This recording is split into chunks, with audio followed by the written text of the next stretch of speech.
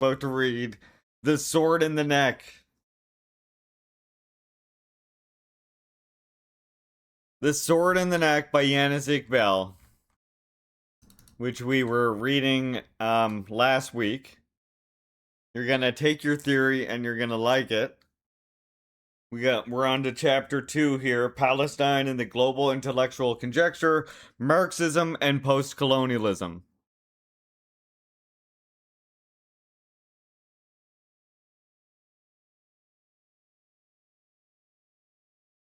According to Jean-Paul Sartre, quote, a philosophy is first of all a particular way in which the arising class becomes conscious of itself. From Jean-Paul Sartre's Search for Method. Insofar as class struggle encompasses the very dynamics required for the constitution of a new hegemonic bloc, philosophy has to simultaneously function as a totalization of knowledge, a method, a regulative idea, an offensive weapon, and a community of language.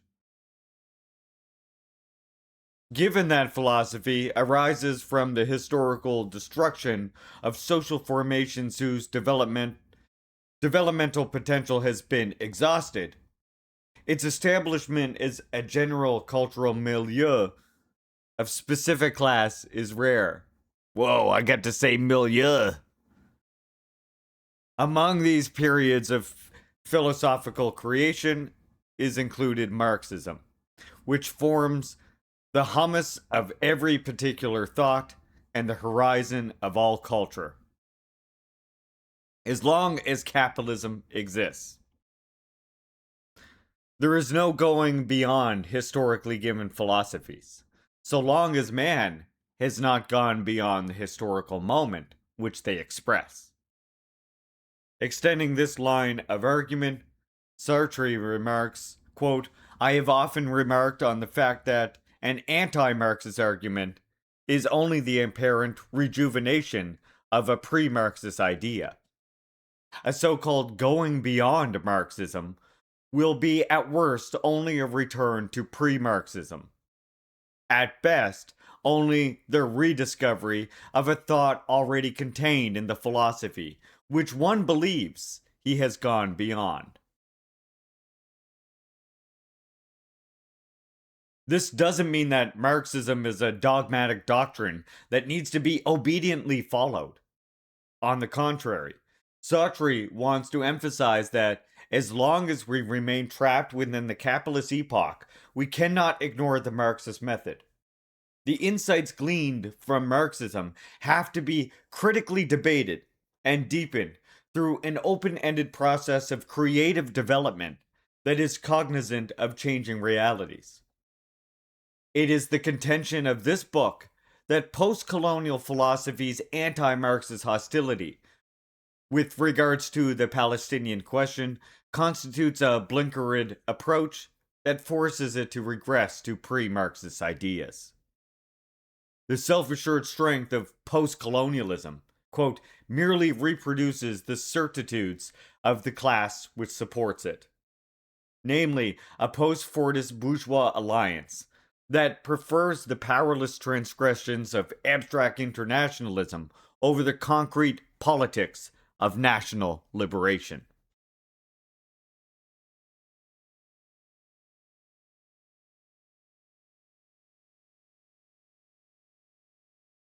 That's just about that's why I had to stop for I just stopped to reflect for a minute here because those are some great words. What he's saying there, what he's saying there to put it down into simple terms is that Western Marxism, the post-colonial Western Marxist thought is anti-Marxism and actually expresses things that Marx has already disproven, that Marxism has already fought against, while packaging it as something new and original. Any analysis of Palestine in the global intellectual conjuncture has to refer to the theoretical modalities through which its discursive circulation is secured. This endeavor, however, transcends a mere enumeration of the diverse ways in which Palestine is passively registered as an object of analysis. Rather, it evolves an essentially self reflexive dimension, where inattention is paid to the ability of a theory to produce practical effects in the conjuncture in which it is situated. How do Marxism and post colonialism fare in terms of their self reflexive capacities? Grounded in the workers' movement, Marxism has always subjected itself to self critical scrutiny. This has taken the form of the self consciousness of structural conditionedness, the recognition of the historical mechanisms that constitute the dynamic origins and the source of vigor for Marxist thought. Insofar that Marxist scientific practice, quote, is not the faculty of reflection, which is free to lose itself or find itself according to this or that method, but is an activity, a process that begins from the determinate conditions and produces knowledge. From Jason Red, The Order and the Connection of Ideas. It feeds on the social practice of society as a whole. This dependence on practice has manifested itself in three historical reaffirmment of Marxism. 1. Actually existing socialist states. 2. Wars of national liberation. And 3. Organized workers' movement. What is important to note here is that all three of these referents are internally divided. They don't provide a homogeneous base of ideological purity for Marxist theory. In the case of actually existing socialist states, there has been significant debate regarding their class character and transitional policies. Socialist Arab states like Iraq, Syria, and Egypt implemented massive land reform measures, nationalized industry and financial institutions, constructed a system of universal healthcare and education, followed a self-sufficient policy of import substitution, industrialization, and undertook public investment in heavy industry. Due to the substantial change it affected in comparison with the colonial pattern of income distribution, the Arab socialist period was called the Beautiful Times. Alzman al-Jamil. That's from Ali Khadra, The Unmaking of Arab Socialism. London, New York, Anthem Press, 2016. However, the political dominance of military officers and the intermediate stratum, consisting of professionals, small capital holders, and small land holding peasantry, meant that wage labor relationship, the centrality of workers' control in the labor process, wasn't realized. That's why Ali Khadra notes that, quote, Arab socialism was in retrospect capitalism held in suspension by Soviet support, and also because it did not sufficiently bond together the national front in anti-imperialist struggle. From the same work. Wars of national liberation have always been dominated by the question of the extent of their progressive role. So much so that entire movements have been subjected to diverging characterizations.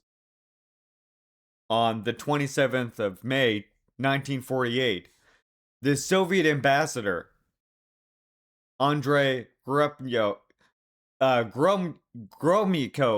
decried the decision of Arab countries to send their armies to fight Israel, since the latter represented a, quote, national liberation movement.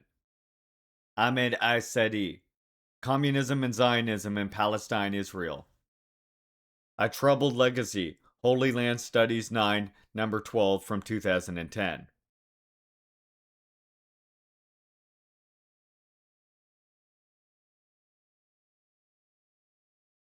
This chauvinistic mixed characterization of Zionism gave rise to concomitantly distorted workers' movements.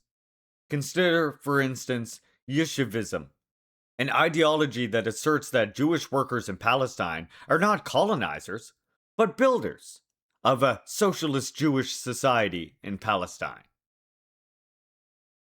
This held that the Jewish community in Palestine is playing an advanced function by fomenting class struggle and contradictions within Palestine's supposedly stagnant Arab society. What the internal division of socialist reference demonstrates is that Marxism is not an ideological or programmatic label, but a creative method that allows the mapping out of contradictions. These practical ensembles function as the basis for a discursive structure of Marxism, which aggregates, disaggregates, and reaggregates its theoretical coordinates within certain basic but continuously accumulating contours. Political theoretical openness is maintained through the pursuit of determined practical line. Che Guevara explains this schema through the notion of the dictatorship of the proletariat. On the most basic level, our country has what is scientifically called the dictatorship of the proletariat, and we do not allow anyone to touch or threaten the state power of the proletarian dictatorship. But within the dictatorship of the proletariat, there can be a vast field for discussion and expression of ideas. Che Guevara, Che Talks to Young People, from the Toronto Pathfinder Press, 2000, page 93.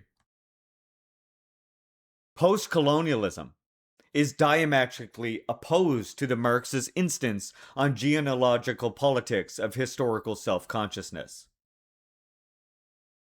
It revels in the amnesiac celebration of oppositional discourse, which, instead of following an organized political orientation, bases its existence on repeated transgressions of any systematic discourse.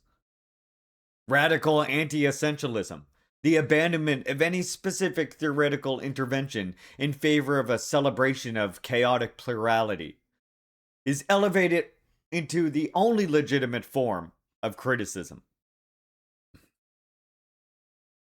The fluidity of anti-doctrinal denunciation comes to replace the affirmation enunciations enabled by the operational procedures of specific political thoughts. Since post-colonialism is fixated on the subversion of discursive stability, it is unable to move beyond the negative movement of counter-hegemony to the positive movement of hegemony, which requires an engagement with a theory's ability to assess its own political practical abilities in the field of class struggle.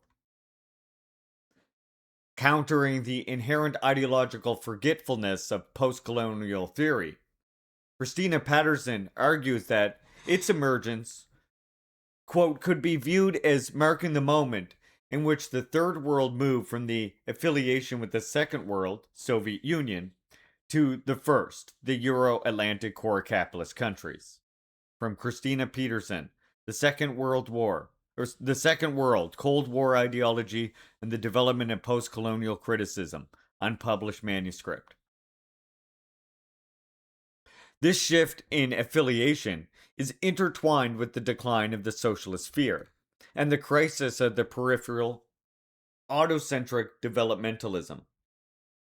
These circumstances laid the foundation for the emergence of neoliberal globalization and the establishment of a migrant third world, petty bourgeois, and technocratic segment within the metropolitan academia. The gradual unraveling of the three historical compromises of the post-World War II era, Sovietism, social democracy, and national liberation movements, found a parallel reflection in the state of the Palestinian struggle. With the emergence of post-colonial studies during the 1980s, an inadvertent mirroring of the disarray faced by Palestinian people became apparent. In the aftermath of the devastating siege on Beirut in 1982 and the expulsion of the Palestinian Liberation Organization, the PLO, from Lebanon, and the tragic Sabra and Shatila massacre, the Palestinian cause encountered formidable trials.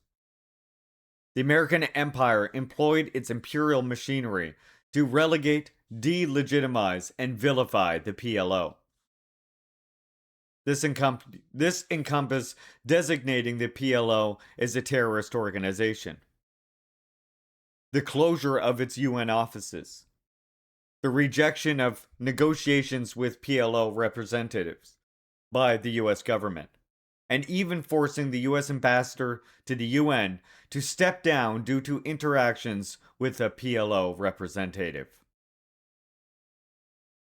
The weakening of the traditional anti-systematic forces at the hands of the global north was mirrored by post-colonial theory in its foundational anti-Marxism, a comprehensive disavowal of all forms of nationalism, and a resultant glorification of liminality, hybridity, migrancy, and multiculturality, an aggressive rejection of totalizing social explanations, and the denigration of organized politics.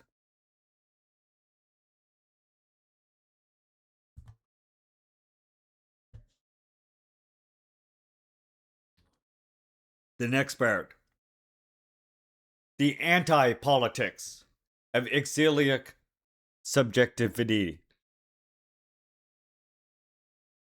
The weakness of post-colonialism are exemplified by Edward W. Said, whose humanist, secularist, and cosmopolitan credentials pushed the boundaries of post-colonial studies to their outermost limits.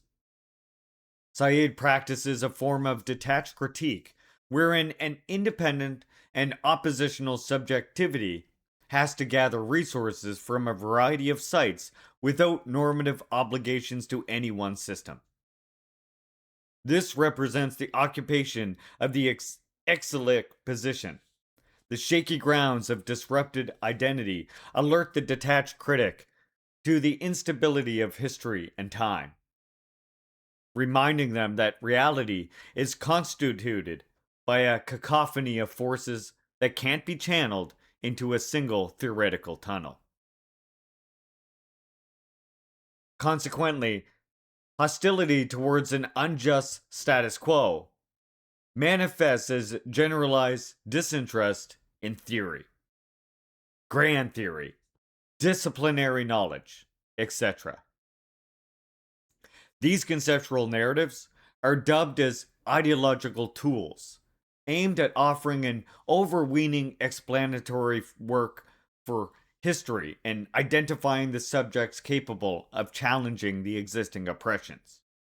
Quote, all such systems are rejected in the characteristic postmodernist way, so that resistance can always only be personal, micro, and shared only by small, determinate number of individuals who happen perchance to come together outside the so-called grand narratives of class, gender, and nation. Asja Ahmed, Orientalism and After, Ambivalence and the Cosmopolitan Location in the Work of Edward Said, Economic and Political Weekly, 27, number 30, 1992. Yeah, I'm sure most of you are familiar with Edward Said. I would have to imagine.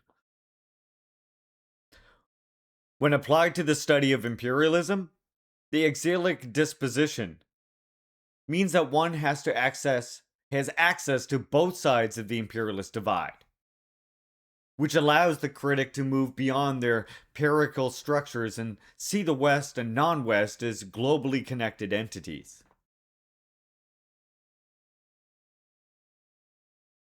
This is a contrapuntal reading of imperialism. The musical metaphor of counterpoint entails two superimposed melodies, where their blend is regarded as an incidental harmony between two distinct melodic lines, rather than a forced fusion imposed by an overbearing sound. Along these lines, imperialism is imagined as an interaction of various themes, with only a provisional privilege being given to any particular one. And that's quoting Edward Said, Culture and Imperialism, from Vintage Books, New York, 1994. In the resulting polyphony, Said notes, quote, there is concert in order, an organized interplay that derives from the themes, not from a rigorous melodic or formal principle outside the work. Said, Culture and Imperialism. Imperialism is crisscrossed with multiple independent histories and overlapping domains, and with the continuous history of struggle. And again, Edward Said, Culture and Imperialism, and David Bashamain, editor, The Pen and the Sword, Conversations with Edward Said, New York Haymarket, 2010. This is the atonality of the imperialist ensemble, which doesn't follow any singular compositional rule. Given the dynamism of the global imperialist environment, it can't be reduced to sociological economic facts of exploitation and domination. There is no overarching theoretical principle that can capture the imbrications, confrontations, rebellions, interactions, and aggressions that generate the complex and uneven history of the West and the non-West. Commenting upon the untidiness of history, Jan Moorfield writes, quote, writing contrapuntal history, thinking and reading contrapuntally, is never merely about articulating a set of propositions that one is, quote, simply for or against, unquote. Rather, the internally dynamic, atonal, hybrid, riotous circulation of culture and resistance within the contrapuntal ensemble means that the interpretive impulses of contrapoint have to be similarly multivocal and similarly atonal. In political terms, this means that because men and women in the global north and the global south belong to the same history, if we chose to listen to just one theme from the complex ensemble, one history, one explanatory factor, one social theory, then we lose sight of the transformative potential that weaves its way through the shared whole.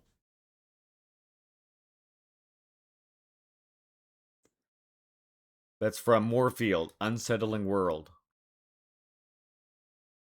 Considering polyphony, hybridity, connections, and shared history of the imperialist ensemble, it should be conceived as both post-imperial and not post-imperial.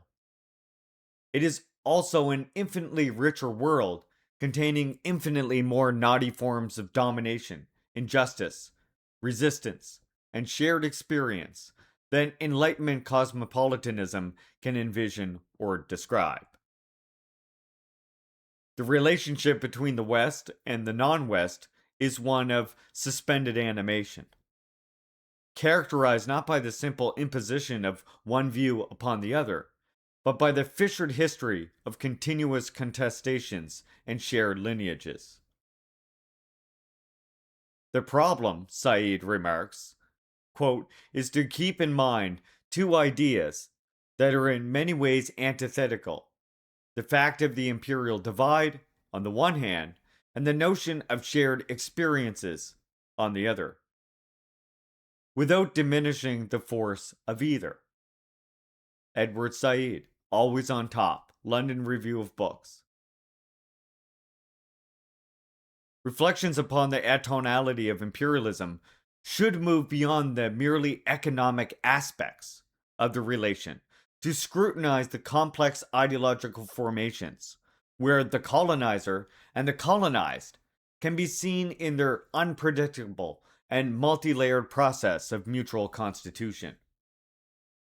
This is visible in Said's concept of imaginative geography, from his Orientalism from 1979, whose conceptual reach is ultimately extended to convey the idea that the privilege to reside or labor on a piece of land is essentially determined, debated, and even temporarily settled through narrative.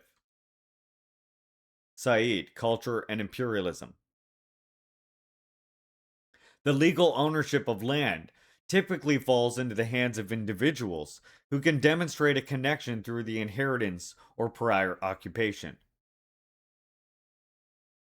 Both of these claims are supported by narratives that emphasize one version of history over another. In the end, the legal system tends to align itself with the narrative that garners the broadest support and acceptance. This idealist thinking leads him to reverse the relation between imperialism and colonialism. Typically, colonialism is believed to have preceded imperialism, involving a process of private enterprises and holding companies spanning from the 15th to the 19th century. During this period, resource extraction, labor exploitation, and settler colonialism were facilitated through bureaucracies, local elites, and occupying armies. Imperialism developed in the late 19th century as an indirect form of international domination, pursued through trade agreements, sanctions, austerity packages. For Said, however, imperialism is not an updated version of colonial coercion, but for Said, however, imperialism is not an updated version of colonial coercion and looting, but a primitive thirst for racial conquest. Quote, a protracted, almost metaphysical obligation to rule, subordinate, inferior, or less advanced peoples. From Said, Culture and Imperialism. Said's writing on Palestine carried the imprint of his exilic disposition. He is not concerned with finding philosophically cognate resolutions of political, cultural, and economic injustices. These meta-interpretive explanations are replaced by the experimental approach that resists any methodological entrapment. Said, focused on the Palestinian issue, is immersed in the midst of real-world political dynamics. It delves into the tangible aspects of injustice in politics, explores the narratives that shape identities within the political context, and engages with the intense and passionate discussions where activism, persuasive language, and proposed remedies all revolve within the sphere of power politics. Assertions regarding justice and injustice are recognized as ideological claims that need to be unpacked accordingly. This unpacking translates into an unhoused perspective where we can observe politics and culture not just as problems to be solved, but as a series of reflections to be engaged.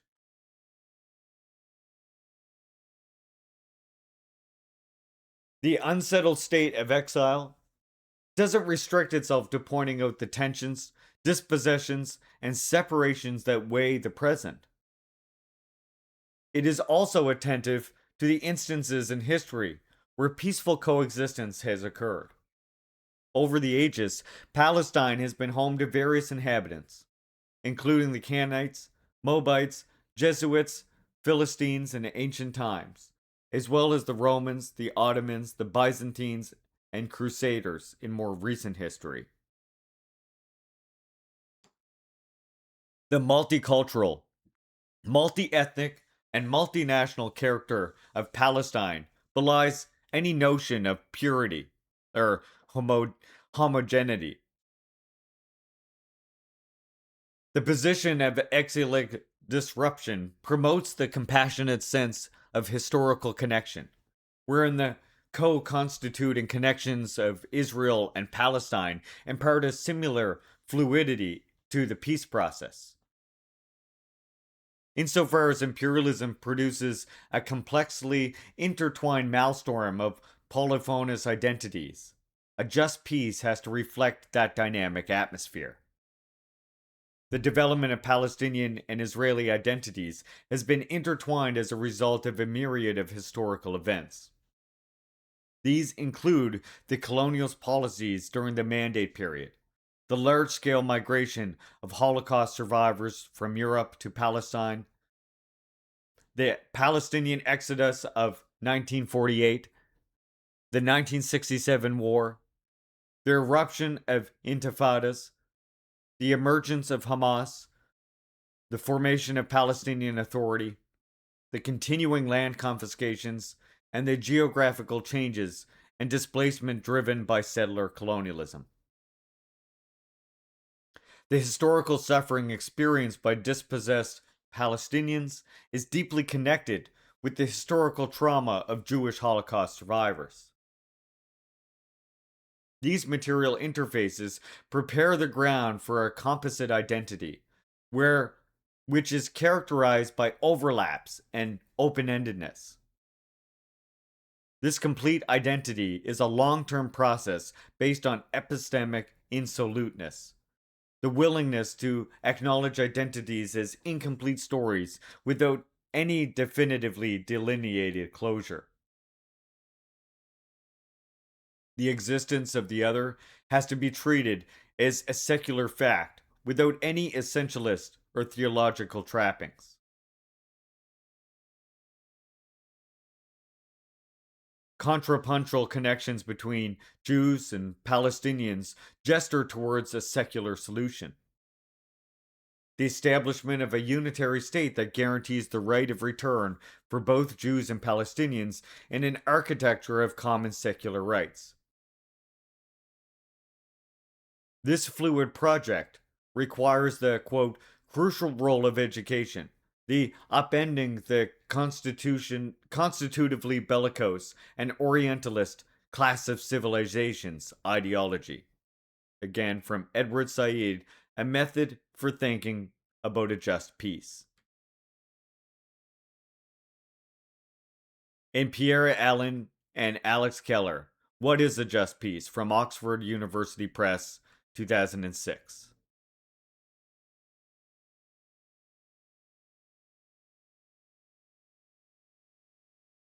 Said's sidelining of the supposedly inevoquial metric of theory in favor of ixilic polyvocality means that his opposition to the imperialist ensemble is based on educational consciousness about the connectedness of the world. As a result, his politics become centered around the hegemonic role of symbols and ideas. In fact, Said's originality lies in offering a culturalist alternative to materialist political economy.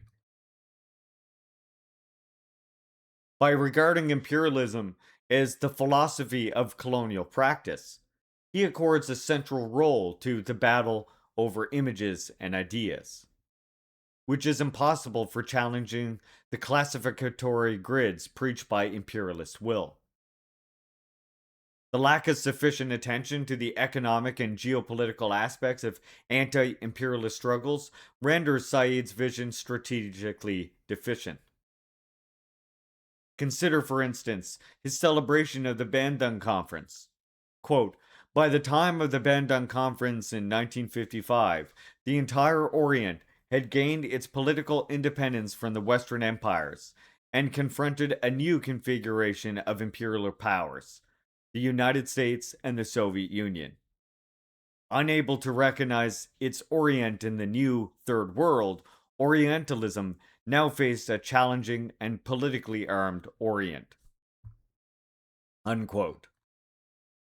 That's from Edward Said, Orientalism.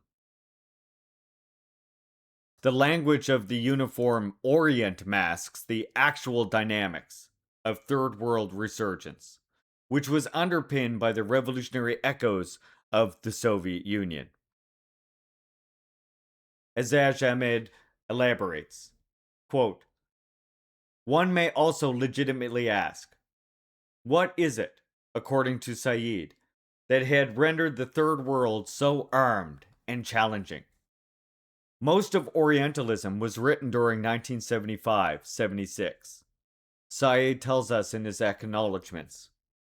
There were then, and had been for many years before that, many kinds of arms in many regions of Asia, Africa, and the Middle East, in Vietnam, Laos, Cambodia, which were liberated during those years, as well as in the Portuguese colonies in southern Africa, which were also liberated. In the Arab world, when the Egyptian armies crossed the Suez in 1973, and generally in the hands of the Palestinians and in the hands of the ANC for the liberation of South Africa. Those had been overwhelmingly Soviet arms. That may be easy to forget now, in this new epoch of global perestroika, but that lapse of memory, as early as 1975-76, is surprising. Within the Arab world, that view of the Soviet Union as an imperialist power had surely by then become quite widespread, endorsed not by the PLO, but by the partnership between Anwar Sadat and the Saudi monarch. From Aja Ahmed, In Theory, Classes, Nations, and Literature from 1992. The absence of a sustained and systematic focus on the material circuits through which the imperialist ensemble operates led Said to the overinflation of the importance of ideas.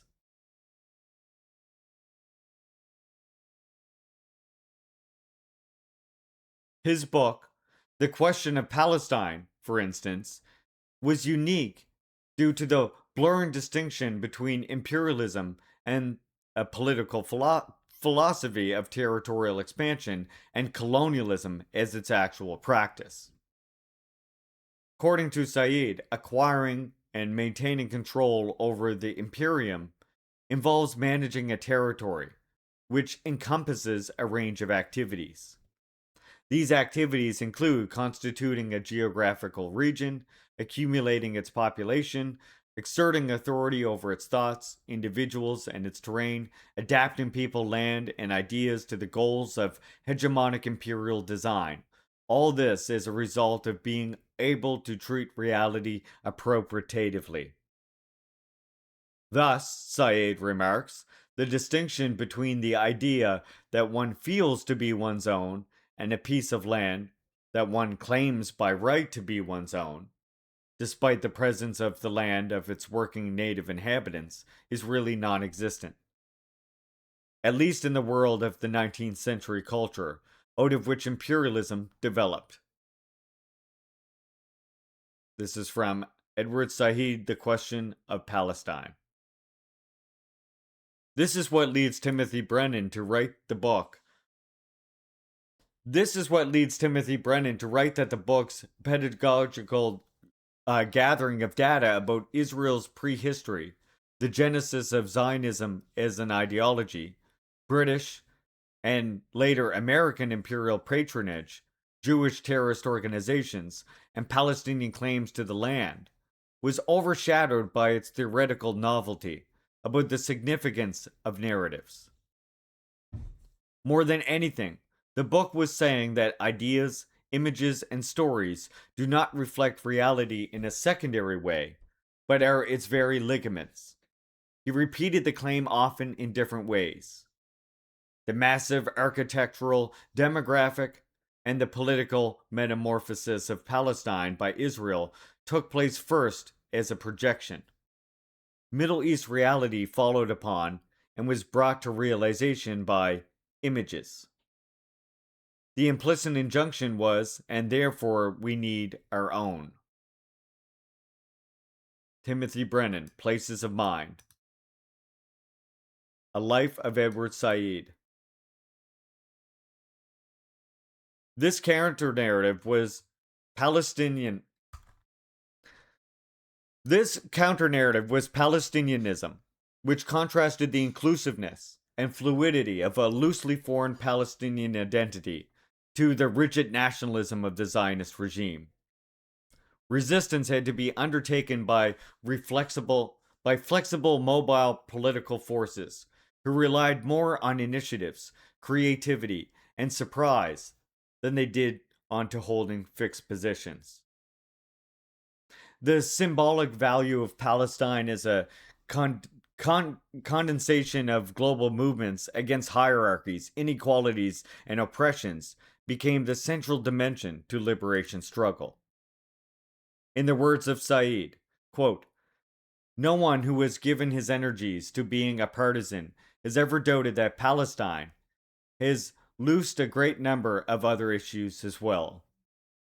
The word has become a symbol for the struggle against social injustice.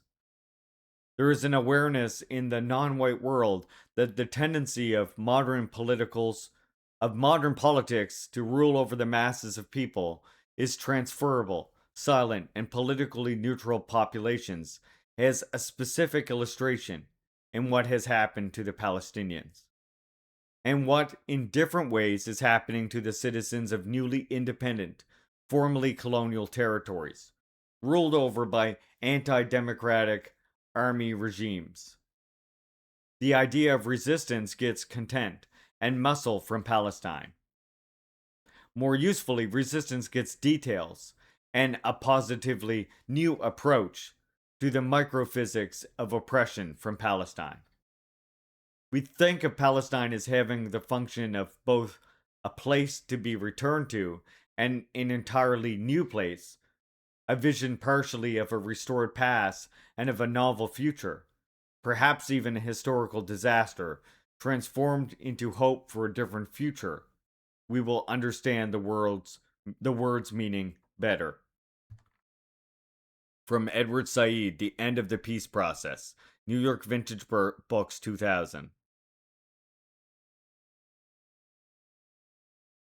From the foregoing, we can observe that post-colonialism's rejection of politico-theoretical systematicity gave rise to a practice that can only discern uncoordinated antagonisms in the imperialist ensemble.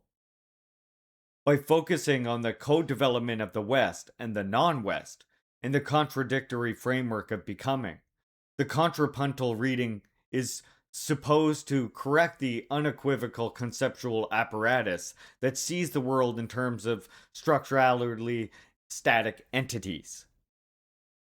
However, the problem with his outlook is that the multivocal excess of unruly connections, coexistence, and exploitation is not practically grounded in the localized points of a situation. Rather, it is advanced as an abstract proposition about the overall fluidity and fragility of imperialism. Consequently, anti-imperialist strategy becomes centered around ethical and political reflection on historical and discursive misrepresentations. The formation of different interpretive connections, the drawing of new conclusions, and the recognition of historical facts is proposed as the central counter-response against the totalizing and universalizing philosophies of the ruling class. So, slow reflection loosens the fixed boundaries of identity, tradition, doctrines, theories, etc., opening a space for a quote, collective human existence, and the hybrid counter energies that emerge from the dynamic imperialist environment. Imperialism not only subjugates people, but also remounts them in new connections, new interactions, and new modes of existence. Humanist reflection requires that these shared networks of history, territory, memory, etc., be acknowledged from an Ixtlic standpoint of detachment. This detached attitude sees the atonal overlaps of the imperialist ensemble, not as a component of a unified political program, but as facts of worldliness that gesture towards undecided spaces of connection and coexistence. Hence, the furthest extension of post-colonial theory in the direction of secularism universalism, and humanism leaves us with an oppositional form of analysis that is content to merely point out how imperialism festers contradictions that affect all of humanity. What is left out of this interpretive reflection is a strategic focus upon the practical sites of those contradictions, where we come to know the precise mechanisms through which the antagonisms of imperialism are harnessed to construct a new order. This is the transition from a consciousness of the polyvocal excesses of history to an investigation of how that excess is produced, managed, displaced, and transformed in specific conjectures.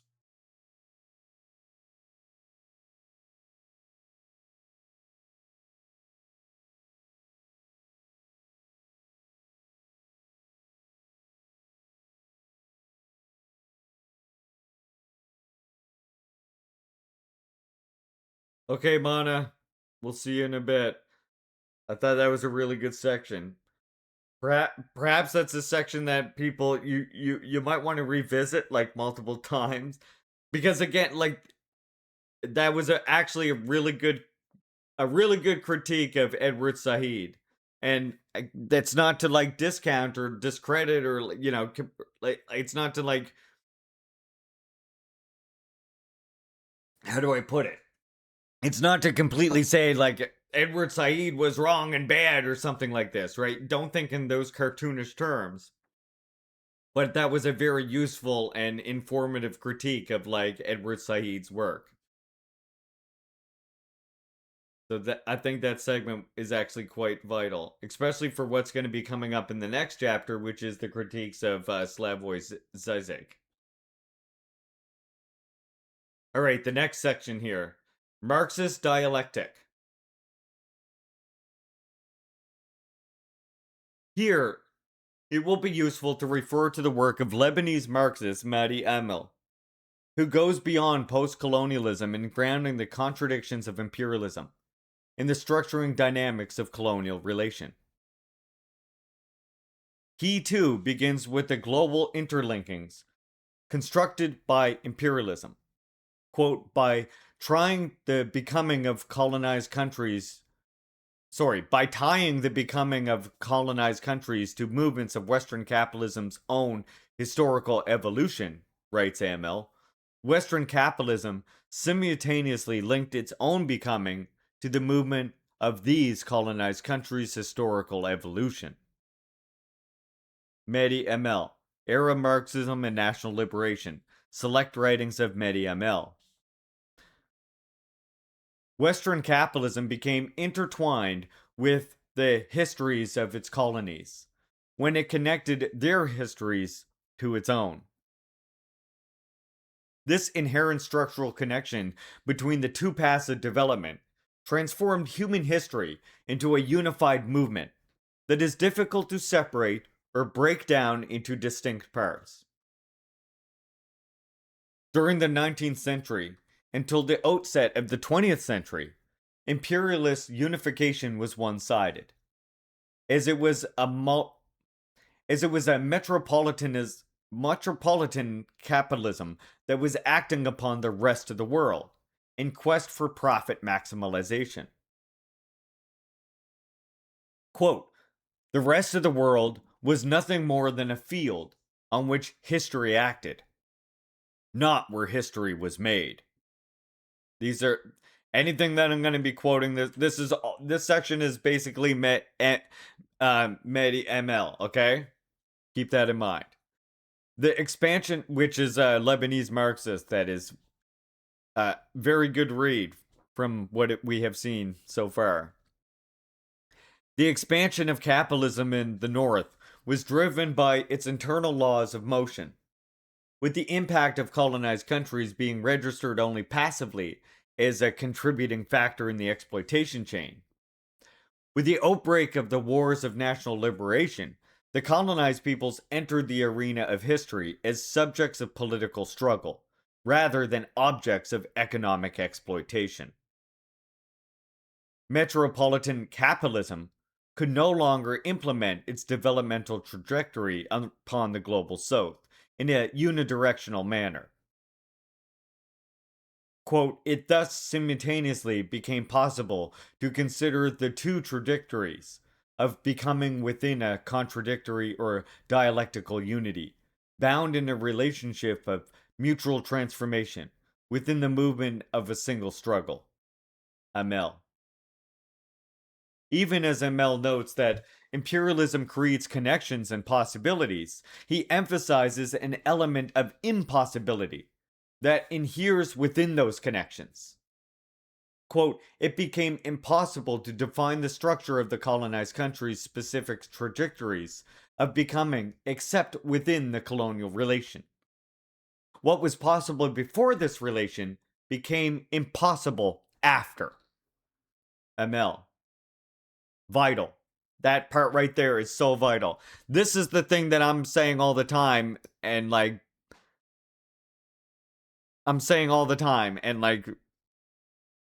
there's a tendency, because I think of that influence of Western Marxism, post-colonial theory, French school, or Frankfurt school, etc., all of these like academic anti-Marxist branches have definitely like led to this becoming misunderstood, right? And so some of my good comrades unfortunately fall into not understanding this right here. What was possible before this relation became impossible after. Cuscus, welcome in. The uneven and complex geography of imperialism, its multiple antagonisms and differences, are bound in the unity of contradictions. This is the scientific historical rule of the uneven development of contradictions within a structural unity.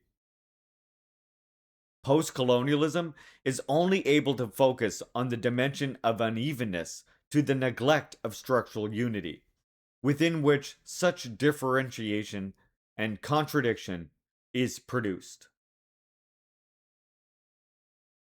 This is ML. He's Lebanese Marxist, Frank. This whole section, like I say, anything that I quote in this whole section is going to be ML. Yeah, ML. Mehdi ML. Maddie, M-A-H-D-I, Maddie ML, A-M-E-L. And we're quoting from the book Maddie ML, Era Marxism and National Liberation, Selected Writings of Maddie ML. Basically, this whole section is that.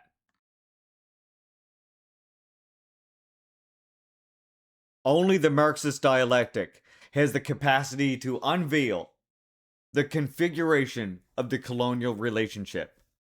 Yes, as a complex interplay of two distinct, yet interconnected structures in a constant state of differentiation within the framework of their unity.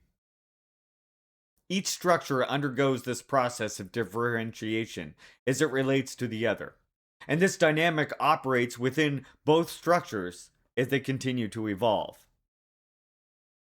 Hence, the contradictions and struggles of imperialism operate within a structural unity defined by two aspects. 1. The existence of two systems of production, metropolitan and peripheral, within a single unit of mutual dependency. And 2. The development of this structural unit is a relationship of inequality. This framework of dependency and inequality articulates three contradictions. First, we have the basic contradiction, which represents.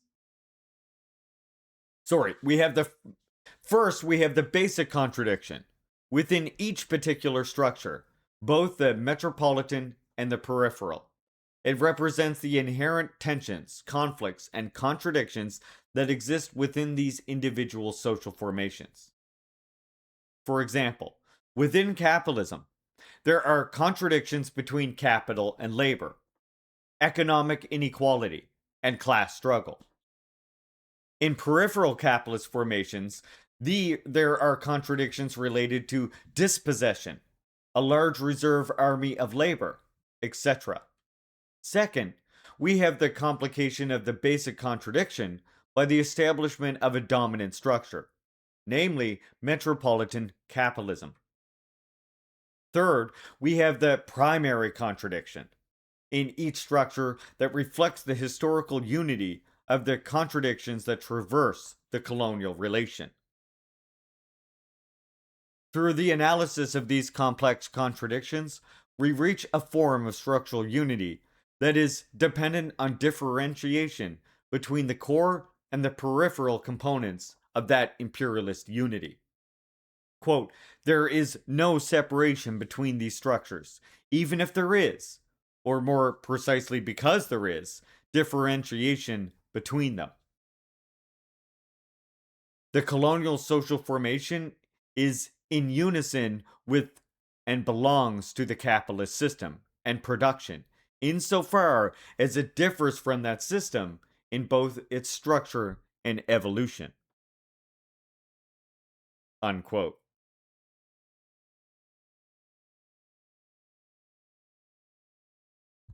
I would be interested to read more from Amel. I like what I see there. All right, and I think this might be the last part of this chapter, revolutionary solidarity. The comprehension of history in a structurally determined framework is avoided by present-day international organizing around Palestine. Activism revolves around disembodied and deterritorialized form of internationalism. Yes,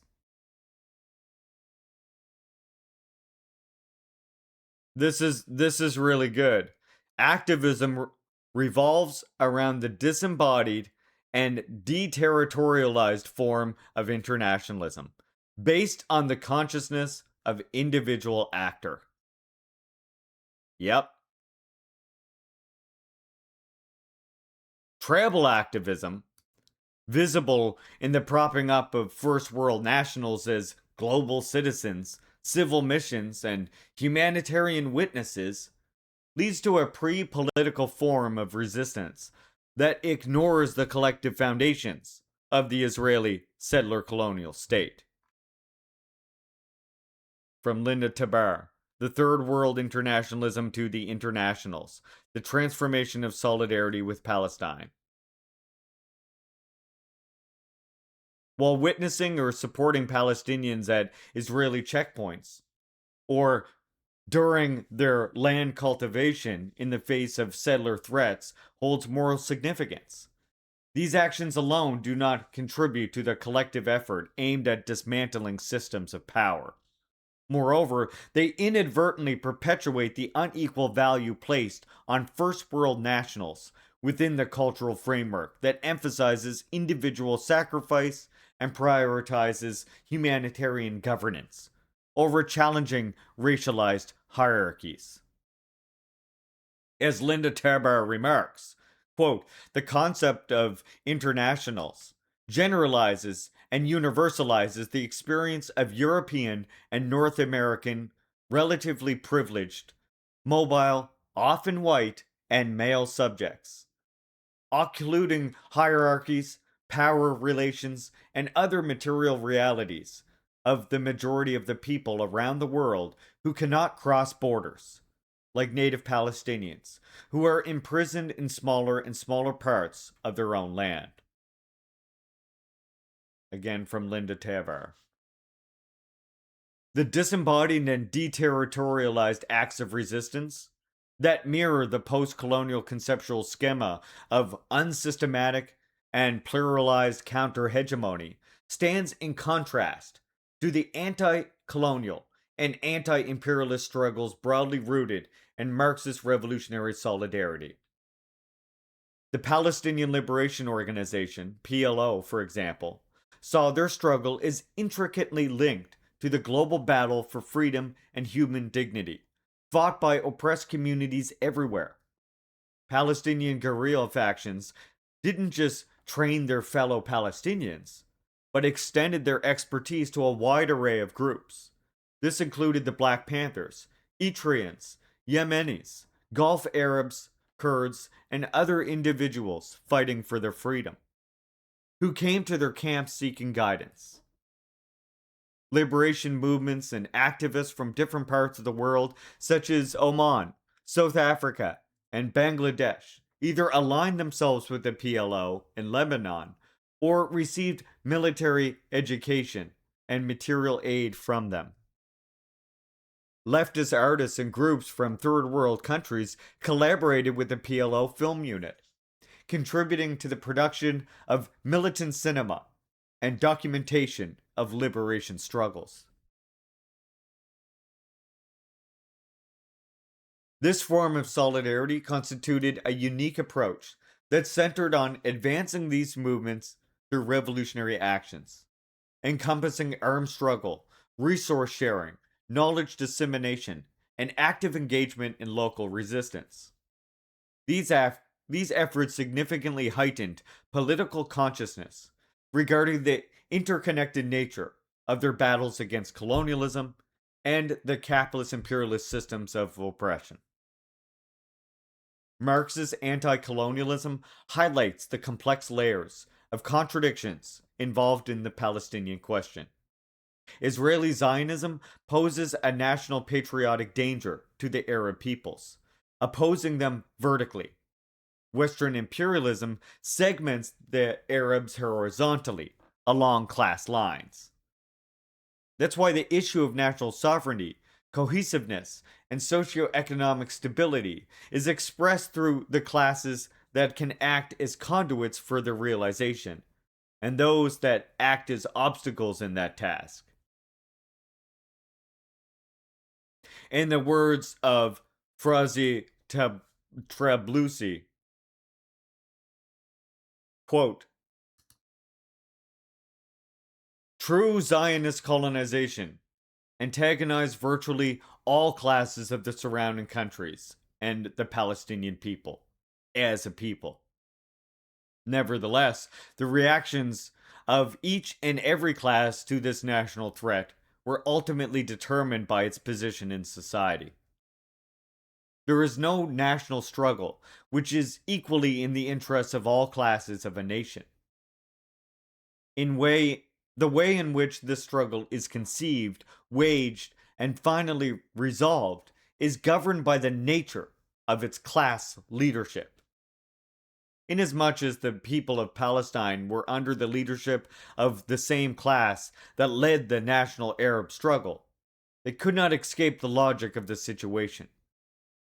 The whole Marxist position on the national question rests on the assumption that every class has national interests different from the national interests of other classes." Fraz Tablusi, The Palestine Problem, Zionism, and Imperialism in the Middle East. New Left Review, 1969. The Arab world's economic fragility and its submission to the global capitalist system was an economic prerequisite for the division and dominance of Arab territories by imperialist forces after World War I. This in turn served as the foundation both politically and economically for the Zionist colonization of Palestine. Before the onset of the Industrial Revolution in England and Europe, and after the Middle East's role as a significant hub for the trade had significantly diminished due to European naval advancements, the surplus agricultural produce from peasant farming was either appropriated and consumed by local ruling elites or sent to the Ottoman capital. There was no continuous process of consolidating productive investments, and manufacturing was confined to localized artisanal and handicraft levels, lacking industrialization. Interaction between the burgeoning capitalist economies in the West and the traditional Middle East economies occurred primarily through trade, occasionally accompanied by military expeditions and aggressions. This early framework for exchanging Western manufactured goods, particularly textiles and hardware, for Middle Eastern raw materials used in emerging industries paved the way for the pattern of imperialist inequalities witnessed during the latter part of the 19th century. Following the decline of the Ottoman Empire, the collaborative dominance of the region by Britain and France was achieved through its fragmentation into various legal entities. These divisions were artificially crafted to align with the needs of imperialist exploitation and the allocation of influence zones. This domination was upheld through a partnership between imperialist powers and local classes. When regional nations gained political independence and American neo imperialism took the place of Franco British imperialism, the crucial element securing the bonds of reliance that link the Middle East to the global imperialist market and perpetuate its subordination to the principles of imperialist exploitation is the alliance between US imperialism and the ruling Arab elites.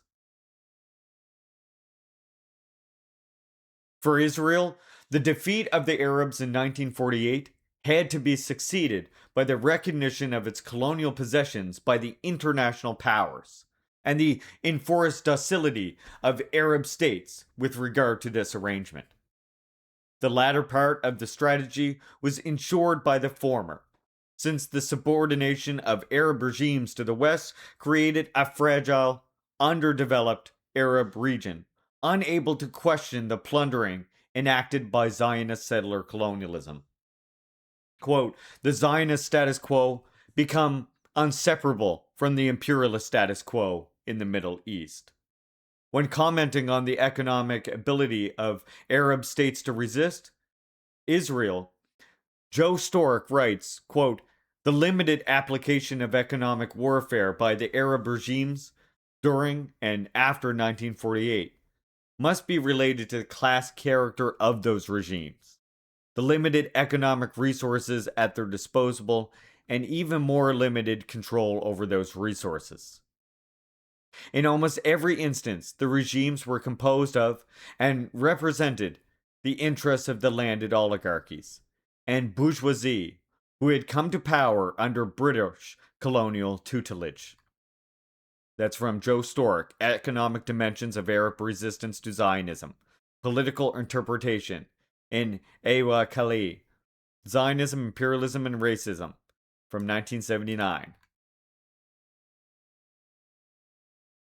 It is instructive to consider here the position of the Popular Front for the Liberation of Palestine, the PFLP, which has served as the main leftist group in terms of membership, popular support, and the international recognition, and was a competitor for Fatah. The PFLP recognized the internal contradictions of the Arab region when, in addition to Israel, the world Zionist movement, and world imperialism, it listed Arab reactionary forces as the enemies of the Palestinian people. These forces, quote, outwardly supported superficial national movements, but were inevitably against any national liberation movement which aims at uprooting colonialism from our soil and building an independent economy which will serve the interests of the masses. I'm quoting from in this segment, I'm going to be quoting from the Popular Front for the Liberation of Palestine Strategy for Liberation of Palestine from 2017.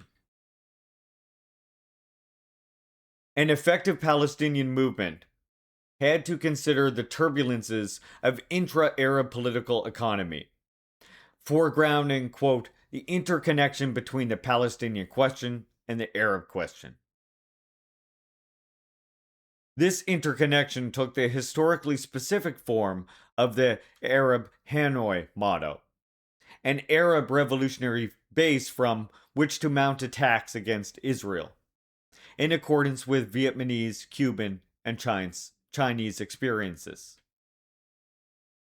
The formation of this strategic base was dependent upon the availability of friendly states for the Palestinian people. The role of the progressive Arab regimes in Egypt, Syria, Iraq, and Algeria was unique in this respect. PFLP characterized these as class alliances of workers and peasants, under the leadership of the petty bourgeoisie against colonialism, Arab reaction, and Israel. These states made advancements by undermining feudalism and capitalism and their exploitation of the masses, but reproduced the narrow petty bourgeois interests in the industrial, agricultural, and trading sectors, thus producing a new class of military men, politicians, and administrative personnel. As a result, they didn't lend support to the radical revolutionary strategy, which seeks a long term popular liberation war waged by the masses. Relations with them had to be both alliance and conflict. This represents a conjunctural analysis of the structural unity of historical contradictions, combining an emphasis on the emancipatory possibilities of polyvocal antagonisms with an appreciation of systematic limitations. As the PFLP says, quote, the main line of conflict defined by this strategy is not a straight geometric line with two conflicting forces standing on either side. It is in reality a crooked dialectical line, in each side of which stands a group of allied forces coexisting under the shadow of this alliance. Due to the complex and multi-layered nature of the analysis, PFLP inevitably found itself in situations burdened with contradictions. The Ba'athist regime in Syria, for example, supported the PLO from a narrow perspective of national power, so that it could use Palestinians as a military and diplomatic bargaining chip vis-a-vis the Americans and Israelis. Due to the Camp David Accords in 1979, which created a separate peace treaty between Egypt and Israel, Syria realized that it didn't have any possibility of reaching an all around settlement involving all the actors of the conflict. That's why it began developing closer relations with Palestinians, evident in the relocation of the PFLP headquarters to Damascus. In order to counter PLO chairman Yasser Arafat's diplomatic strategy of rapprochement with Amman and Cairo, against the backdrop of the Reagan plan of the mid 1980s, Syria backed proxy factions whose goal was to militarily create an alternative PLO. Despite its shared criticism of Arafat's reformist strategy, PFLP didn't support any external intervention. Instead, it foregrounded Palestinian autonomy. Quote, like the other main Palestinian factions forming the core of the PLO, writes Francesco Severo Leperti, quote, the PFLP historically refused to settle intra-Palestinian feud by military means and prioritized preserving the Palestinian national movement independence vis-a-vis the Arab regimes. Therefore, if on the one hand it shared the criticism of the Fatah leadership on which the revolt was based, on the other, it could not afford to endorse the settlement of intra-Fatah divisions through military means. That's from Francesco Severo Leoperti, The Palestinian Left and Its Decline. Loyal Opposition. The attrition of the regimes of populist nationalism and the downfall of the USSR opened the channels for the US to carry out unrestricted globalization of the Arab region. Pan-Arab economic statism was replaced by the oil manna. While the oil trade financed large-scale public transfers, it was on the whole frittered away in the wasteful expenditure of the ruling classes, and the subsidization of a state that lacked linkages with internally unified economic sectors. This was an inevitable result of the ultra-conservative influence of the Gulf countries, which acted as transmission belts for the spread of US-centric globalization. The regionalization, integration of the Arab world was replaced by the illusory strength of political Islam, conveniently mobilized by parasitic comprador bourgeoisies for their own benefit. In the current period, the unipolar dominance of the American empire is being challenged by the rise of China. Unlike USA's free market capitalism, the structure of the Chinese economy is such that it doesn't need to exploit foreign markets, territories, resources, and labor. In 2019, the total assets of Chinese state-owned enterprises, SOEs, was reported to be at 167% of the country's GDP, a significantly higher proportion compared to any other nation. In contrast, major capitalist economies typically have public assets comprising less than 60% of their GDP. Notably, China consistently allocates approximately 17% of its annual public investment relative to the GDP, a figure that dwarfs the 3 to 4% seen in the United States and the United Kingdom. This highlights the uniqueness of public ownership in China.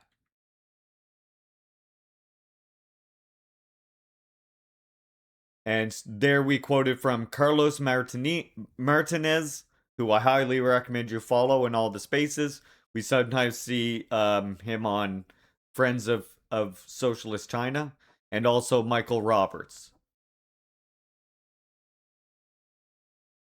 The dominance of the state in the ownership of important banks and industries means that profit maximization is not the main driver of the Chinese economy. That's why China's involvement in Middle Eastern region reflects a peaceful attitude. Its brokering of Saudi Iran-Levante has performed two main functions. First, it has ended the isolation of Iran, which has been aiding the Palestinian cause ever since Egypt lost its position as the leader of the Arab world. At the same time, as Anwar Sadat signed a peace deal with Israel in 1979, an Islamic revolution was reverberating through Iran. The vacuum left by the demise of Marxist anti-colonialism and other secular forms of opposition was filled by the revolutionary Shia liberation theology of Iran. During the 1990s, Iran's support for Palestinian cause extended beyond diplomatic efforts and encompassed military assistance. Iran has consistently played a key role as the primary supporter of armed Palestinian resistance, groups like Hamas and Palestinian Islamic Jihad, PIJ. Additionally, Lebanon's Hezbollah movement, which was established with Iran's assistance from its Islamic Revolutionary Guard Corps, IRGC, has played a crucial role in training and enhancing the military capabilities of Palestinian factions. Second, the Saudi-Iran-Levante has neutralized the US Zionist strategy of dividing Arabs and Iranians, Sunnis and Shias. Israel's negative reaction to the rapprochement of West Asia's arch rivals is understandable, given that such rivalries are essential for weakening the potential supporters of the Palestinian cause. While the reduction of regional tensions doesn't directly translate into instantaneous growth of anti-imperialist politics, such possibilities are latent within multipolarity, i.e., the process of narrowing the options of Western imperialist capitalism and making economies more national and therefore more susceptible to democratic pressures. The multi-step path to national liberation underscores a point made at the beginning of the article, namely, that Marxism is not an ideological dogma to be upheld in a frozen manner, but a method that allows the identification of the sites where concrete contradictions can be molded. In addition to the promotion of regional peace in the Arab world, China has directly voiced its concerns about American piecemeal crisis management in the creation of a just peace in Palestine, asking the US to realize that the lives of Palestinians, Muslims, are as valuable as the lives of Israeli Jews. Isabel, that's from Ramzi Baroud, No Safety Nets, China, Israel, and Palestine in the New Global Cold War. For years, China has sought to balance its historical position as a leader with influence in the global south against its economic interests, including those tied to Israel. That balancing act, writes Ramzi Baroud, began eroding soon after the start of the war, with Chinese foreign policy articulating a strong stance against the war, a massive human rights violation, and the urgent need for a ceasefire. As China and other states in the global south upend the hegemony of the late stage Western imperialism, it is essential that the Palestinian movement navigate through these global transitions and find concrete moorings for a project of revolutionary solidarity. And that brings us to the end of chapter 2. There you go, comrade.